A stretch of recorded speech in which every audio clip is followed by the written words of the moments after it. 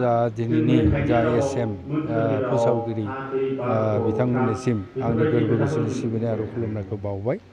दा दिनै जोंहा बाथौ धर्मनि खान्थि बादियै जोंहा मोनबा फोरबो दं। बे फोरबोनिनो जोंहा सेथि जा माइनाव बरायनाय फोरबो आरो बे फोरबोनि दा दिनै जा जाबाय थानाय हाबाफारि बेखौ जोङो जोंनि KSEABनि आनसलिकआ जोंहा 1973 मायथाइयाव जों गिबि थानसालिया गायसनजानायमोन आरो बे समनि फ्रायनो जोङो बे माइनाव फोरबोखौ जोंनि KSEABनि थानसालियाव जोङो गोग्गोमै जोङो खुंबोबाय थानाय जादों आरो जों सानगासिनो दं जोंनि बाथौ खान्थिनि धोरोम बायदियै जोङो आरो मोनब्रै फोरबो जोंहा दंबावो आरो बे मोनब्रै फोरबोखौबो जोङो फालिलांगोन बेखौ जों आसा खालामगासिनो दं। दा बे दिनैनि जा माइनाव फोरबो बे फोरबोनि समाव जों मोनसे स्पेसियेल आइडिया होनानै जोङो मोनसे बिबुंथिगिरि जोङो लेंना लाबोनाय जादों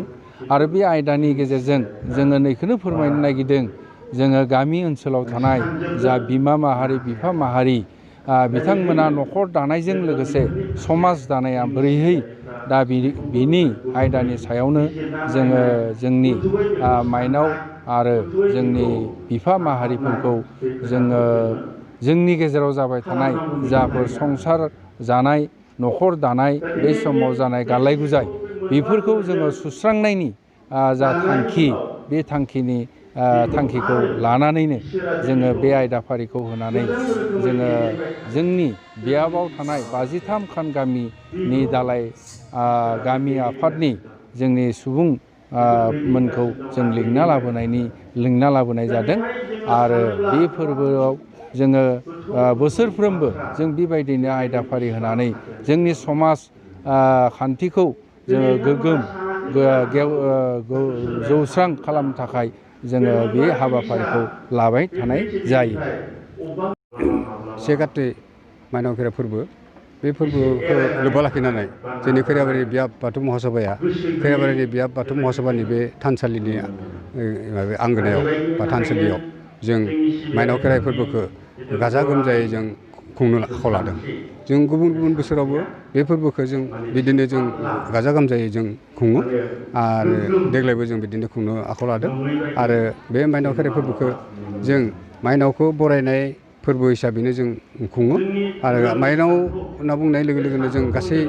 जानाय आदारनि लोगोसेनो जोंनि जानाखि जोनोम होगिरि माइनाव बिथांमोनखौबो माइनाव होनना सानना लानानै दिनैनि सानाव जों माइनावफोरखौ सिबिनायनि सान हिसाबै जों गोग्गोमै जों